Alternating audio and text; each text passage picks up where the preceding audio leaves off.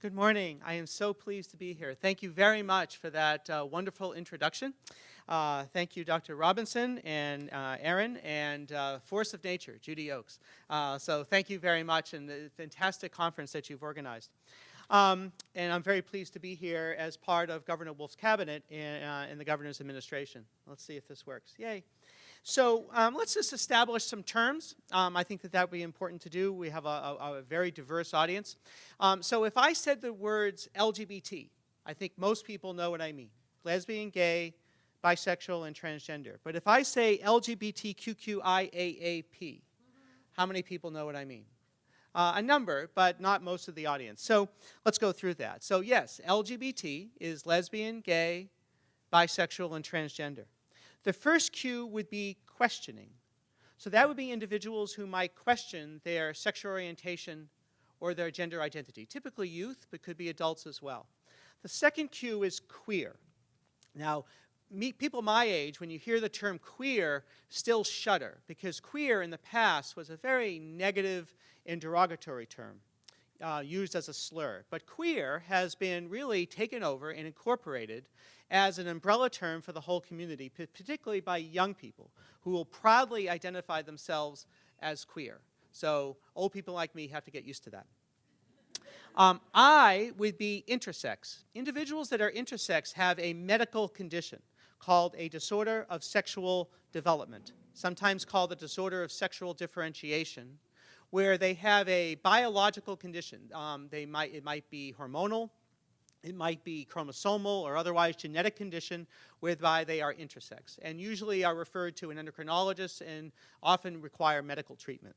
The first A would be asexual or agender, individuals who declare that they do not have a gender and don't really have a sexual orientation or particular attraction. The second A are allies, and our allies are absolutely critical to our equality and our search for fairness. And so we are very, very grateful for all the work of our allies to our community. And then finally, P can mean pansexual, polysexual, pangender, polygender, sometimes with a plus to include other people. And there are more terms, particularly that young people come up with every day. So that is sort of the alphabet soup of our rainbow family. And you can see it's quite a diverse group. I want to differentiate three terms: gender roles, sexual orientation, and gender identity and expression, because they're all very different. So gender roles are how you might function in your family, how you might work in your community, in your culture, traditionally in terms of male and female gender roles. Now, gender roles have changed dramatically in the last 50 to 75 years. And the best example in our culture, the best example is my very dear 93-year-old mother. My mother was the only graduating female law student at Boston University School of Law in 1946. My mother graduated law school in 1946 when women didn't become professionals. She was a gender maverick from that point of view, although she chuckles when I say that. And so gender roles have changed dramatically. Of course, in any professional school now, 50% or more of the class are female. Sexual orientation is who you are attracted to, who you might want to have a relationship with, who you might want to be intimate with. And gender identity and expression is how you feel inside, traditionally male or female, and how you want to express that to your family and your community. And all those terms are different. There is no particular overlap between sexual orientation and gender identity. So you might be, for instance, male to female transgender, a transgender woman, such as myself, who is attracted to men or women or both or neither. And you might be a transgender man, female to male, female identified at birth, transitioning to male, who is attracted to men or women or both or neither. There is no particular overlap within those terms, so please don't make that assumption. So sex is this physical expression of the genes. Gender is this concept, as I've mentioned, of self-perception and how one relates to society, traditionally male or female. But actually, the brave new world in terms of gender are individuals that identify as gender non-binary. They do not accept that binary of male or female. Terms might be gender non-binary, gender non-conforming, gender queer, gender fluid, gender expansive, and they do not accept traditional and cultural norms about male or female and will purposely often tweak those norms. Very, very common, particularly among young people in our society. And so that is where our culture and our society is headed, being dragged along by very, very progressive young people. So we're going to talk a little bit about health disparities, in particular about tobacco. So LGBTQ individuals are more likely to use tobacco products. They're more likely to smoke and use other tobacco products, and I'll be giving you some evidence in literature to support that. A startling statistic is that gay men still represents 2/3 of new HIV infections, and 1 in 2 black men who have sex with men will be diagnosed with HIV during their lifetime. 50% prevalence of HIV among black men who have sex with men. Of course, men who have sex with men is the term by the CDC to identify. Not all men who have sex with men will identify as gay or bisexual. Lesbians are less likely to get preventative cancer screenings, particularly for reproductive cancers, breast cancer, cervical cancer, etc. LGBTQ populations have higher rates of alcohol and other drug use, and sexual and gender minorities, LGBTQ individuals, face increased risk of victimization and, as Dr. Robinson mentioned, violence. Transgender individuals face particular disparities. So there's this great organization called the National Center for Transgender Equality from Washington. Mara Kiesling is the executive director. She's a Pennsylvania native, grew up in Susquehanna Township and went to Penn State, and she's been the executive director since its founding. And they do a United States transgender survey every several years. And so the survey conducted in 2015 and published in 2016 indicated that 1/3 of transgender individuals experienced negative reactions from their healthcare providers in the past year. 40% have attempted suicide, compared to the U.S. population rate of 4.6%. And more than 59% respondents avoid using the restroom in public because of archaic laws such as House Bill 2, which was previously in North Carolina, sort of semi-partially rescinded, sort of, and the current bill that they're debating as we speak in Texas. There have been reported cases of young people getting urinary tract infections because they will not urinate in public schools because of these laws. So, in terms of the causes of health disparities in the LGBTQ population, it's social determinants that are related to oppression, discrimination, victimization, harassment, and bullying that explains those health disparities. Now, LGBTQ individuals live in all areas of the country in our state of Pennsylvania, rural, urban, and suburban, and of all racial and ethnic backgrounds and span all socioeconomic statuses. I do want to highlight that LGBT individuals of color are at particular risk of discrimination and violence.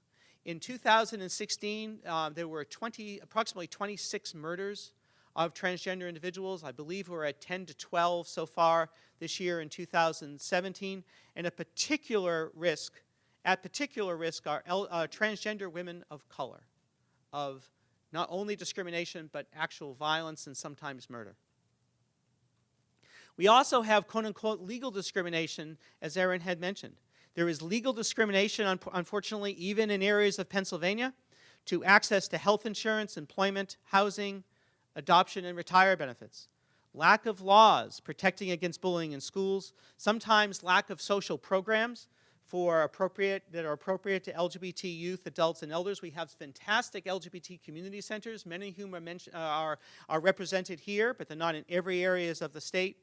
And then stress to the LGBTQ population to new legislation, such as what they're debating right now in Texas, that targets LGBTQ people, particularly transgender individuals.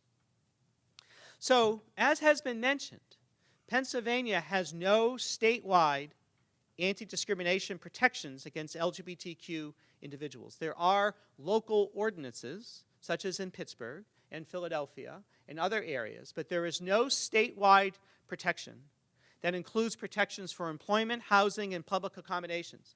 So I transitioned at the Penn State Hershey Medical Center, and I was very lucky to be at an academic medical center, part of Penn State University, and I was accepted and welcomed for the diversity that I brought to the medical center.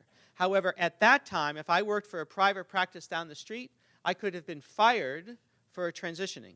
Actually, Hershey, Derry Township, Hershey, has just passed sort of not a full ordinance, but a recommendation that for non-discrimination. So we'll see if we're able to continue that. But at that time, there was no such regulation, and I could have been fired. In most places in Pennsylvania, I could go and they could say, "Oh yeah, I've seen you. You're the transgender physician general." I always loved that term. You know, if you're not transgender, you're cisgender, which means you're happy with the gender identified at birth. And so when they say I'm the transgender physician general, I keep looking, well, who's the cisgender physician general? I haven't met them. I really would like to meet that person. What are they doing? So, I've seen you, so I'm not going to rent you this apartment or sell you this house. And in most areas of Pennsylvania, that would be legal. In terms of marriage, we have marriage equality due to the actions of the courts.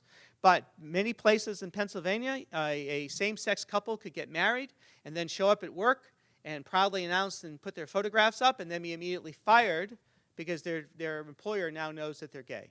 So we have to change that by passing the Fairness Act, and I know that Governor Wolf is firmly supportive of the Fairness Act. Contributing causes of disparity in health care, stigma, outright refusal of care, particularly for transgender individuals, lack of provider knowledge and training, lack of health insurance, and fear of LGBT individuals about talking with their doctor or their healthcare provider about issues of sexuality, sexual health, sexual orientation, gender identity. So let's switch to smoking a bit. So as has been mentioned, smoking is an LGBT health issue. And smoking prevalence among, in this study, data taken from the CDC in LGBT individuals, have much greater rates of smoking in the LGBT population than in the non-LGBT population. A 2016 article in the American Journal of Preventive Medicine, Tobacco Product Use Among Sexual Minority Adults, findings from a 2012-2013 National Adult Tobacco Survey. This is an article from 2016. The findings were smoking prevalence was higher among sexual minority adults, 27.4% compared to 17.3%, statistically significant given the power of the study. Cigarette smoking was particularly high among bisexual women, 36%. And sexual minority women started smoking and transitioned to daily smoking much earlier than their straight peers. Another study, hot off the press, January 2017, article in the American Journal of Preventive Medicine about transgender individuals and their use of cigarettes, cigars, and e-cigarettes in a national study. The findings, now this was the first U.S. national study to assess differences in use of various tobacco products that specifically identified gender identity, separate from sexual orientation. And we talked before about what that difference is. Transgender adults reported higher past 30-day use of cigarettes, cigars, e-cigarettes compared with cisgender adults, almost 40% versus 25%. Almost 40% of past 30-day use of tobacco products. Now, why do LGBT individuals have higher rates of tobacco use? Well, one of the causes is that tobacco companies have targeted our community. This is from the DC Center for the LGBT Community. You can see the references down below if you can see them. I can't read them, but maybe you can read them. But we can let you know what they are. Tobacco industry spends more than $13 billion each year to promote cigarette use in the United States. They have targeted the LGBT community since 1991, advertising at pride festivals and other LGBT community events and contributing to organizations. Now, I know and you know that they contribute to pride and to LGBT organizations out of the goodness of their heart. Absolutely, because they are just so interested in the public health and in the health of our community. Maybe not. And mostly to sell tobacco products. An early tobacco industry document described the plan for increasing sales among San Francisco gay and homeless populations as Project Scum, which probably indicates how they really feel about us. Social stressors also contribute to increased smoking rates. The stress of living in a community and society can be hostile, create social stress that make LGBT individuals, and particularly youth, more prone to substance use, including tobacco use. So those are the two identified particular causes. One is stress, which leads to more, and because of discrimination, that leads to more substance use in general. And the other is the specific targeting of the LGBT population by tobacco companies. Also, LGBT individuals are not really sure where to go for help.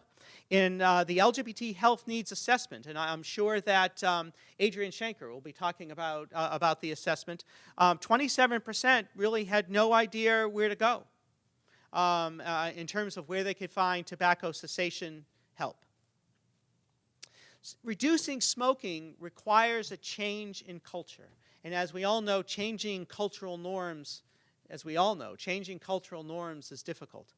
So a 2008 New England Journal of Medicine article suggested that decisions to quit smoking are not made by isolated people. They're made by choices of people that are connected, both directly and indirectly. So that it has to do with how the community functions and how the culture functions. It's usually not an individual decision. Now, last year, the FDA launched a public education campaign to prevent and reduce tobacco use among LGBT individuals by This Free Life, and we just so happen to have Brandon Tate, who was mentioned before, who works for them, and I feel free to come talk with him, and he'll show you his whole PowerPoint about how it all works. It seems like an absolutely fantastic program.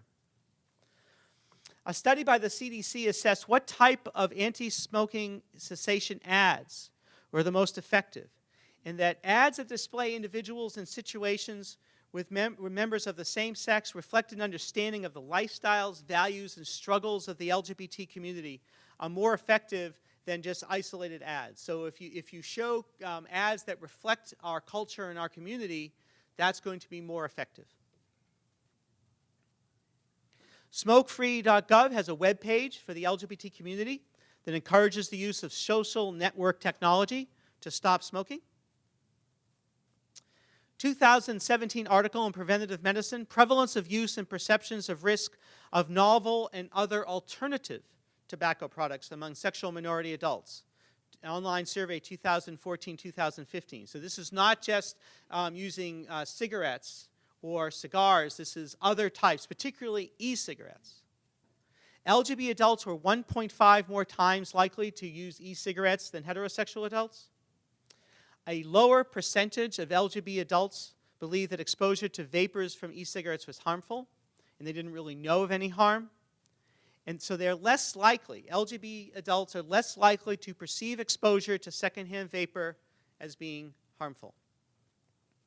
Now, Aaron had talked about the governor's efforts. And so the governor, I have the best job because I work for the best boss. And our best boss is Governor Wolf. And he is the strongest ally I know of our LGBTQ community. And so under the auspices of the governor's policy office, we have formed an LGBTQ work group. And this work group over the last year and a half meets monthly.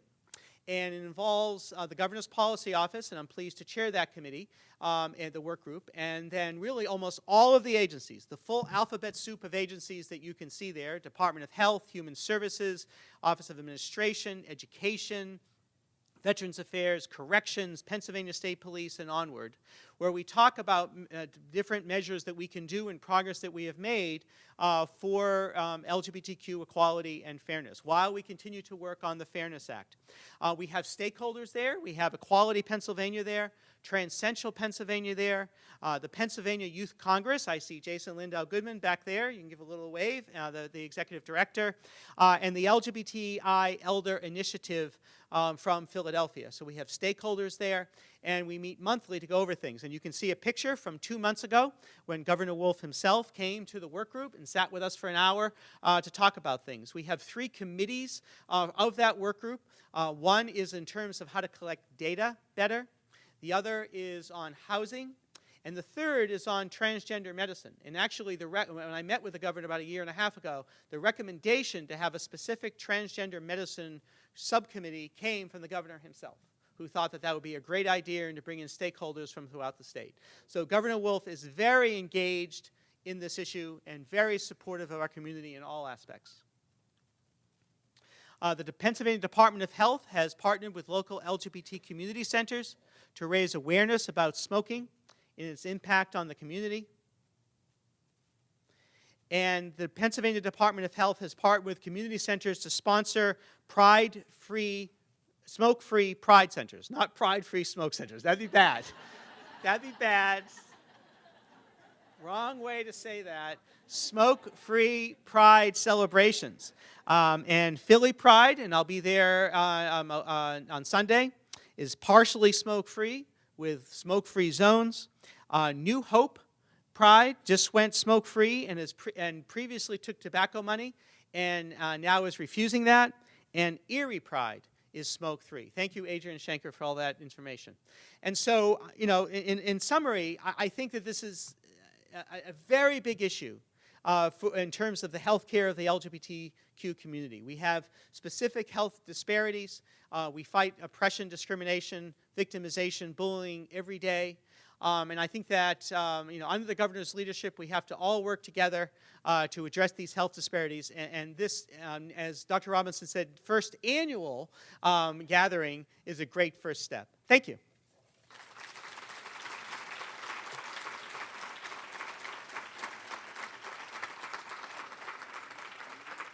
I don't know exactly what time it is, but do I have time for questions?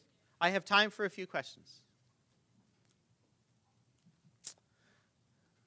No questions? Yes, yes, David. Yes, please. Why don't you announce who you are, sir?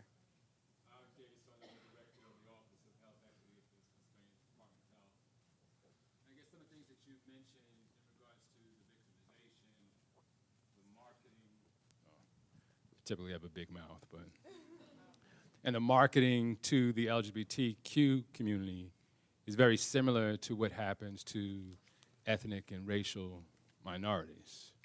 And I guess that just encourages me to, I guess, encourage everyone in here to connect those two communities, if you will. Similar to how we try our best to connect the urban and rural communities because they're facing the same types of social determinants and that type of thing. So I'd be interested to hear. Absolutely. And I think that it's very important to note that black and brown individuals within the LGBT community face, say, even exponential types of discrimination, harassment, and violence. And so we have not made progress as a community until we all make progress as a community. And I think that we have to pay particular attention to at-risk individuals. I think black and brown LGBTQ individuals are particularly at risk. I think that LGBTQ youth are at particular risk. LGBTQ seniors are at particular risk, and our LGBTQ immigrant population, I think, is at particular risk. And we have not made progress until we all make progress in our search and our fight for justice, fairness, and equality. Thank you.